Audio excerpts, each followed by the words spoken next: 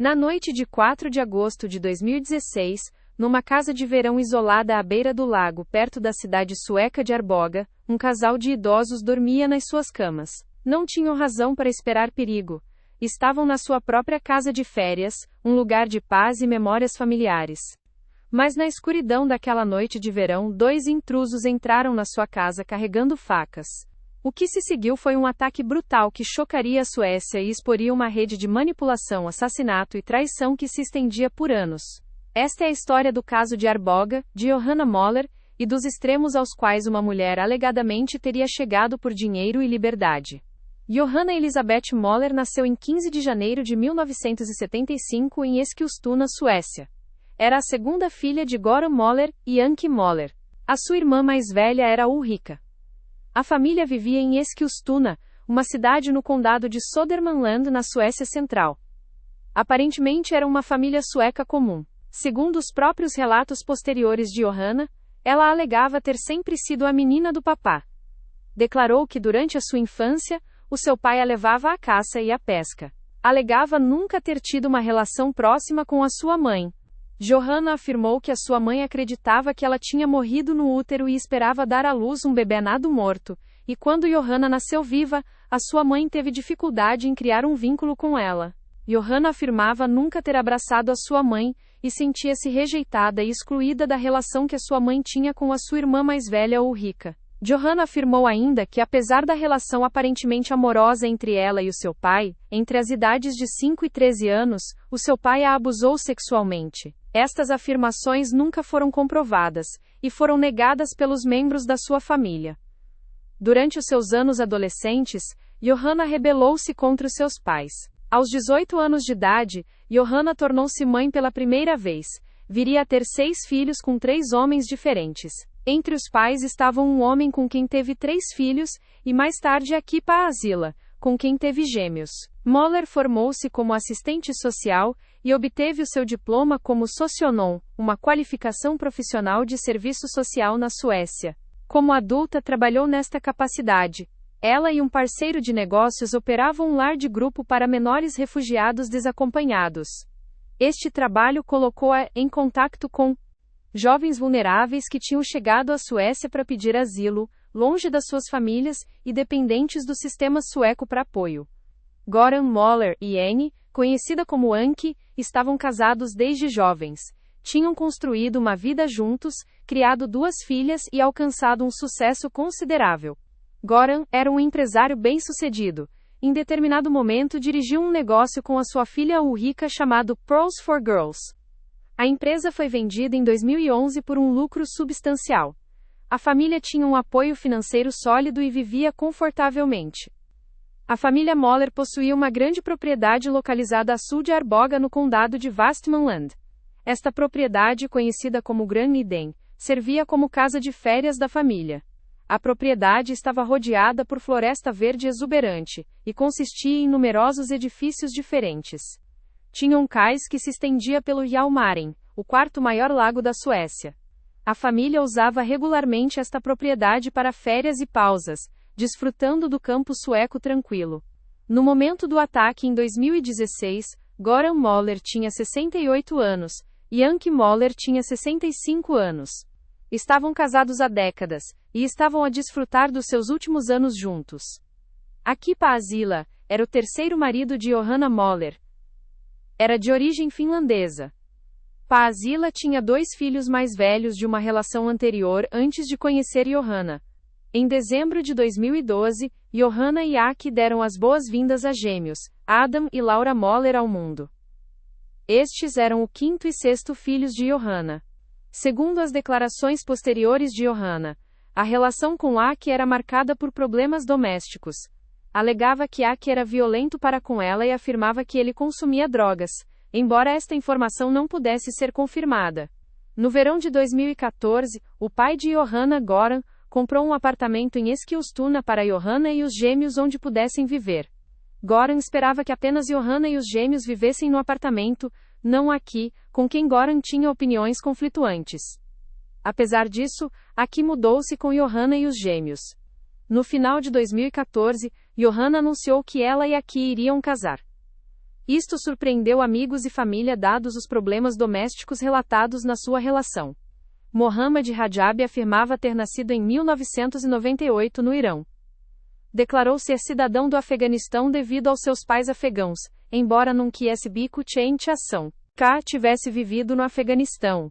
No verão de 2015, Mohammad saiu do Irão e viajou para a Suécia via Turquia, Grécia, Sérvia, Croácia, Áustria, Alemanha e Dinamarca pedindo asilo. Era um dos milhares de jovens refugiados que chegaram à Suécia durante a crise migratória europeia desse período. Quando Mohammad chegou à Suécia, foi inicialmente colocado em alojamento para menores refugiados desacompanhados. Após pouco tempo, foi transferido para alojamento de refugiados em Arboga. Foi neste alojamento que Mohammad fez amizade com outros refugiados, jovens como ele que tentavam construir novas vidas num país estrangeiro. Johanna Moller e o seu parceiro de negócios visitavam o alojamento como parte das operações da sua empresa que geria lares de grupo para menores refugiados desacompanhados. Foi assim que Johanna conheceu Mohammad pela primeira vez. No final de dezembro de 2015, pouco depois do Natal, Mohammad adoeceu e necessitou de hospitalização. Ao saber da doença de Mohammad, Johanna informou o pessoal do alojamento de refugiados que Mohammad poderia mudar-se para a casa dela para que ela pudesse cuidar dele. Mohammad rejeitou inicialmente esta proposta. Após receber alta do hospital, regressou ao alojamento de refugiados. Johanna ofereceu novamente que ele poderia ficar com ela. O pessoal do alojamento disse a Mohammad que poderia muito bem aceitar a oferta já que Johanna vivia em Eskilstuna, onde havia um hospital maior. Mohammad mudou então de ideias e concordou com o novo arranjo. Mohammad mudou-se para o apartamento de Johanna. Começou uma relação sexual entre Johanna, que tinha 40 anos, e Mohammad, que afirmava ter 17 anos na altura. Esta relação tornar-se-ia central para os eventos que se desenrolaram. A 7 de agosto de 2015, quase exatamente um ano antes do ataque aos seus pais, Johanna Moller ligou para os serviços de emergência. Relatou que tinha encontrado seu marido Akpa Azila, na água fora da casa de verão da família em Granliden, perto de Arboga. Pazila foi retirado do lago Chalmarin, a uma profundidade de aproximadamente 1 metro perto do cais. Akpa Azila foi declarado morto. A avaliação inicial da polícia foi que a morte parecia ser um afogamento acidental. Não foi conduzida nenhuma investigação adicional nessa altura. O corpo foi libertado para enterro. Johanna Moller era agora viúva com 6 filhos, incluindo os gêmeos que partilhava com Cabaça, Aki. No outono de 2015, Johanna Moller contactou a companhia de seguros IFE com um pedido para receber benefícios como beneficiária de uma pólice de seguro de vida sobre Akpa Azila. Procurava um pagamento após a morte do seu marido. A companhia de seguros IFE conduziu uma investigação da reclamação. Durante a sua investigação, a IFE descobriu que a apólice de seguro tinha sido contratada pela beneficiária, a própria Johanna Moller, em vez de por Azila. Isto levantou suspeitas. As apólices de seguro são tipicamente contratadas pela pessoa segurada, não pelo beneficiário que beneficia da morte. A IFE encontrou circunstâncias adicionais em torno da morte de Azila que consideraram suspeitas. A companhia de seguros negou a reclamação e relatou as suas descobertas à polícia, sugerindo que poderia ter sido cometido um crime. Este relatório viria a revelar-se significativo, embora nessa altura não tenha sido tomada nenhuma ação imediata. Durante 2015 e até 2016, Johanna Moller experimentou dificuldades financeiras significativas, tinha dívidas substanciais. Estava sob pressão financeira considerável apesar de ter um pai com riqueza significativa. Durante este período, Johanna manteve a sua relação sexual com Mohammad Rajab, que vivia no seu apartamento. A relação foi mantida em segredo da maioria das pessoas. Mohammad era significativamente mais jovem que Johanna. Ela tinha 40 e poucos anos enquanto ele afirmava ser adolescente. Segundo testemunhos posteriores, Johanna manipulou e controlou Mohammad durante este tempo. Exerceu influência psicológica sobre o jovem refugiado vulnerável que dependia dela para alojamento e apoio. Mohammad não tinha família na Suécia, compreensão limitada da sociedade sueca, e estava numa posição precária relativamente ao seu pedido de asilo. No verão de 2016, a situação financeira de Johanna tinha se tornado desesperada. Os seus pais, Goran e Anke Moller, possuíam riqueza e propriedades substanciais, incluindo a valiosa propriedade de verão em Granliden. Segundo as alegações do procurador apresentadas no julgamento, Johanna começou a planear fazer assassinar os seus pais. O motivo era financeiro. Se os seus pais morressem, Johanna e a sua irmã Ulrika herdariam a sua propriedade. Johanna alegadamente começou a manipular Mohammad Rajab, convencendo-o de que ele precisava de matar os seus pais. Na noite de 3 de agosto de 2016, Johanna Moller e Mohammad Rajab prepararam-se para conduzir até a casa de verão em Granliden. Segundo o testemunho posterior de Mohammad, Johanna tinha lhe dito há algum tempo que ele precisava de matar os seus pais. Mohammad testemunhou que quando entraram no carro naquela noite, compreendeu que esta era a noite. Descobriu um saco na mala de Johanna. Dentro do saco estava uma faca embrulhada numa camisola e um par de luvas. Johanna disse-lhe que os itens eram para ele. Conduziram Diskilstuna até a propriedade de Granliden, aproximadamente 50 quilômetros. Durante a viagem, segundo o testemunho de Mohammad, Johanna deu-lhe instruções. Explicou como ele deveria matar os seus pais. Disse-lhe para lhes cortar a garganta. Forneceu detalhes específicos sobre onde estariam a dormir, e como ele deveria executar os assassinatos. Chegaram a Granliden tarde da noite. Goran e Anke Moller já estavam a dormir na casa principal. Johanna e Mohammad ficaram num edifício separado na propriedade. Segundo o testemunho de Mohammad, Johanna foi dormir, mas disse-lhe para acordar quando estivesse feito. Nas primeiras horas da manhã de 4 de agosto de 2016, Mohammad Rajab entrou na casa principal onde Goran e Anke Moller dormiam. Estava armado com a faca que Johanna tinha fornecido. Mohammad foi primeiro ao quarto onde Goran Moller dormia. Atacou o homem de 68 anos com a faca, esfaqueando-o repetidamente. Goran Moller morreu dos seus ferimentos. Mohammad foi depois ao quarto de Anke Moller. A mulher de 65 anos estava a dormir. Mohammad atacou-a com a faca, esfaqueando-a várias vezes num assalto brutal. Anke sofreu ferimentos graves, mas sobreviveu milagrosamente ao ataque. Após o ataque, Mohammad regressou ao edifício onde Johanna estava. Segundo seu testemunho, acordou Johanna e disse-lhe o que tinha feito. A reação de Johanna, disse ele, foi dar-lhe instruções sobre o que fazer a seguir. Aproximadamente às 4h45 da manhã de 4 de agosto de 2016, Johanna Moller ligou para os serviços de emergência. Relatou que tinha havido um ataque na casa de verão da família. Declarou que ela e o seu amigo tinham estado a dormir numa casa de hóspedes quando ouviram gritos vindos do edifício principal. Disse que tinham ido investigar e tinham descoberto que os seus pais tinham sido atacados. Os serviços de emergência apressaram-se para Granliden. A polícia e o pessoal de ambulância chegaram ao local. Encontraram Goran Moller morto e Anke Moller gravemente ferida. A cena era de violência horrível. Anke foi levada às pressas para o hospital, com ferimentos que ameaçavam a vida. A polícia lançou imediatamente uma investigação de homicídio. Asseguraram o local do crime e começaram a entrevistar testemunhas. Tanto Johanna Moller como Mohammad Rajab foram interrogados. Johanna disse à polícia que tinha estado a dormir na casa de hóspedes com Mohammad, a quem descreveu como um amigo que estava a ficar com ela. Alegava que tinham ouvido gritos e descoberto o ataque. Mohammad inicialmente forneceu um relato semelhante. Declarou que tinha estado a dormir e não tinha ouvido nada até Johanna o acordar. Enquanto a polícia investigava o local do crime, fizeram várias descobertas.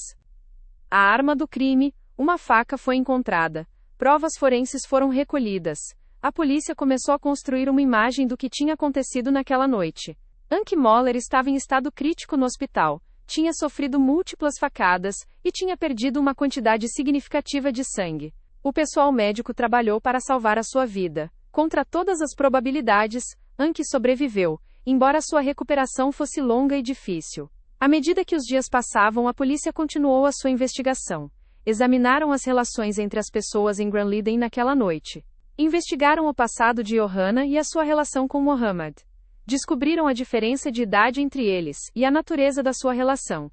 A polícia também começou a investigar a morte de Akipa Azila de agosto de 2015. O relatório anterior da companhia de seguros sobre circunstâncias suspeitas tinha sinalizado este caso. Os investigadores perguntavam se poderia haver uma conexão. À medida que a pressão policial aumentava, a história de Mohammad Rajab começou a mudar. Em entrevistas posteriores, Mohammad admitiu que não tinha estado a dormir durante o ataque. Confessou que tinha sido ele quem atacou Goran e Anki Moller. Afirmou, no entanto, que Johanna o tinha manipulado para o fazer. Segundo a confissão de Mohammad, Johanna tinha passado meses a convencê-lo de que os seus pais precisavam de morrer. Tinha-lhe dito que os seus pais a maltratavam. Tinha dito que se suicidaria se ele não a ajudasse. Tinha prometido que após os seus pais morrerem poderiam estar juntos e ter dinheiro.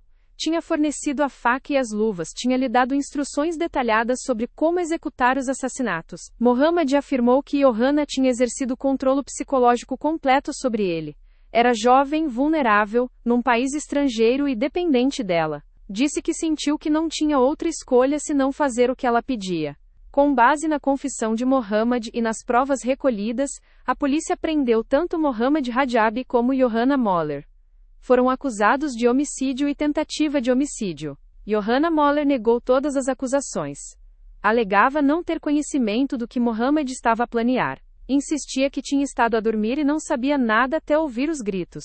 Apresentou-se como uma vítima, alegando que Mohammad tinha agido sozinho, e que estava tão chocada como qualquer outra pessoa pelo que tinha acontecido. A investigação expandiu-se para incluir a morte de Akipa Azila.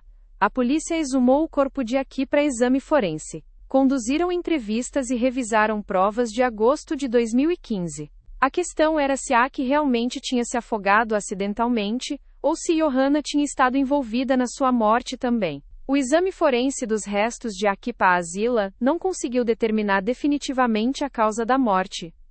O corpo tinha estado enterrado durante 1 ano. No entanto, os investigadores descobriram outras provas. Descobriram que Johanna tinha contratado a apólice de seguro sobre a vida de Aki, sem o seu conhecimento. Descobriram que a situação financeira de Johanna no momento da morte de Aki tinha sido precária. Souberam que Johanna tinha estado com Aki em Grenliden quando ele alegadamente se afogou. A teoria do procurador era que Johanna tinha assassinado Aki em agosto de 2015, fazendo parecer um afogamento acidental. Quando a companhia de seguros negou a sua reclamação e relatou suspeitas à polícia, Johanna enfrentou uma investigação potencial. Os seus problemas financeiros continuaram. Em 2016, alegadamente decidiu fazer assassinar os seus pais, tanto para herdar a sua riqueza como potencialmente para eliminar testemunhas ou obstáculos. Os investigadores também descobriram provas de que Johanna tinha tentado fazer assassinar Aki antes da sua morte. Segundo o testemunho de outros refugiados que conheciam Mohammad, Johanna tinha abordado outros jovens homens antes de Mohammad, pedindo-lhes para matar Aki. Tinha alegadamente oferecido dinheiro e feito promessas a vários jovens refugiados, tentando encontrar alguém que executasse o assassinato. Estas tentativas anteriores tinham falhado. Os jovens homens que ela tinha abordado tinham recusado ou não, a tinham levado a sério. Mas eventualmente com Mohammad encontrou alguém vulnerável o suficiente para ser manipulado a fazer o que ela queria.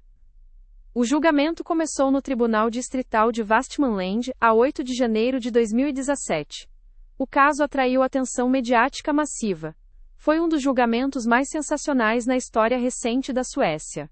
Johanna Moller e Mohammad Rajab enfrentavam ambos acusações relacionadas com o ataque de 4 de agosto de 2016. Johanna também enfrentava acusações relacionadas com a morte de Akipa Azila. As acusações eram graves: homicídio, tentativa de homicídio e instigação ao homicídio. A acusação foi liderada pela procuradora Jessica Wena. O caso contra Johanna baseava-se principalmente no testemunho de Mohammad Rajab, corroborado por provas circunstanciais. Não havia provas de DNA ligando diretamente Johanna aos crimes. Não havia confissões gravadas. O caso dependia da credibilidade das testemunhas e da interpretação de ações e circunstâncias. Mohammad Rajab testemunhou extensivamente durante o julgamento. Descreveu a sua relação com Johanna Moller. Explicou como ela o tinha acolhido quando era vulnerável e estava doente. Descreveu como uma relação sexual se tinha desenvolvido. Detalhou como Johanna tinha começado a falar dos seus pais, alegando que a maltratavam, alegando que controlavam a sua vida, alegando que a impediam de ser feliz. Mohammed testemunhou que Johanna lhe tinha dito repetidamente que os seus pais precisavam de morrer. Tinha dito que se a amasse a ajudaria. Tinha ameaçado suicidar se ele não fizesse o que pedia. Tinha prometido que poderiam estar juntos e ter uma boa vida se os seus pais fossem embora. Descreveu a noite de 3 de agosto até 4 de agosto. Relatou ter encontrado a faca e as luvas no saco de Johanna. Descreveu as suas instruções sobre como matar os seus pais. Admitiu que tinha executado o ataque, mas insistiu que Johanna tinha orquestrado tudo. Outras testemunhas testemunharam sobre o estado mental de Mohammed e a sua relação com Johanna. O pessoal do alojamento de refugiados descreveu Mohammed como um jovem homem tranquilo, não violento que parecia estar sob a influência de Johanna. Outros refugiados testemunharam que Johanna os tinha abordado antes de Mohammed, pedindo-lhes para magoar ou matar Akipa Azila. Relativamente à morte de Akipa Azila, a acusação apresentou provas sobre a apólice de seguro, a situação financeira de Johanna e o testemunho de testemunha sobre o comportamento de Johanna antes e depois da morte de Aki. Argumentaram que as circunstâncias em torno do afogamento eram suspeitas, e que Johanna tinha o motivo e a oportunidade de matar Aki. A defesa de Johanna Moller argumentou que Mohammed Rajab tinha agido sozinho. Sugeriram que Mohammed tinha os seus próprios motivos, talvez relacionados com o seu pedido de asilo ou o seu estado mental. Argumentaram que não havia provas físicas ligando Johanna ao planeamento ou execução dos ataques. Enfatizaram que Mohammed foi quem empunhou a faca, quem matou e feriu. Relativamente a Akipa Azila, a defesa argumentou que não havia prova de homicídio. O corpo tinha estado enterrado durante 1 ano antes do exame. A autópsia não conseguiu excluir definitivamente um afogamento acidental. A defesa sugeriu que as suspeitas da companhia de seguros não eram prova de um crime. A defesa apresentou a própria Johanna como uma vítima. Apontaram as suas alegações de abuso na infância. Sugeriram que tinha estado numa relação violenta com Aki. Argumentaram que estava a ser injustamente acusada por um jovem homem a tentar reduzir a sua própria culpa. O julgamento durou várias semanas. As provas foram examinadas em detalhe. As testemunhas foram interrogadas. O tribunal ouviu os argumentos de ambas as partes. A 25 de maio de 2017, o Tribunal Distrital de Westmanland anunciou seu veredicto. Johanna Moller foi considerada culpada do assassinato do seu pai Goran Moller. Foi considerada culpada da tentativa de assassinato da sua mãe, Anke Moller. Foi considerada culpada de instigação ao homicídio relativamente a Akipa Azila.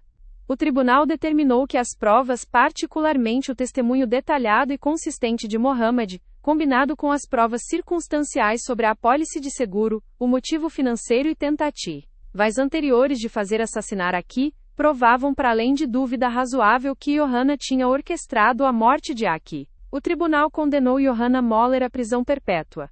Na Suécia, uma sentença de prisão perpétua é a punição mais severa disponível. Significa tipicamente um mínimo de 18 a 25 anos antes da possibilidade de liberdade condicional, embora isto varie, e alguns nunca recebam liberdade condicional.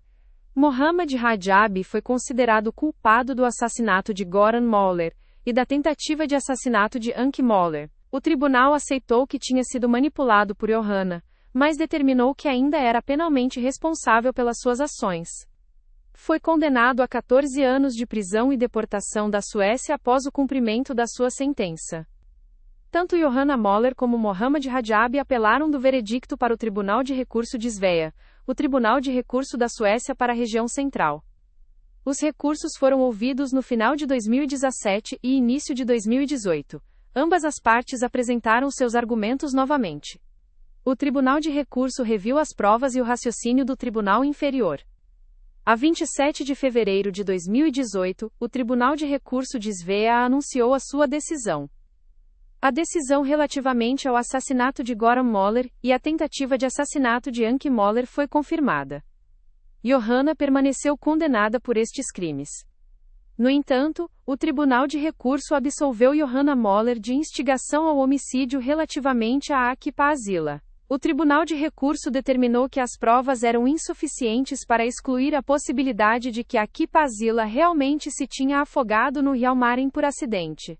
A acusação, liderada por Jessica Wena, reconheceu que o caso foi construído sobre provas circunstanciais sem prova técnica clássica como DNA ou uma confissão.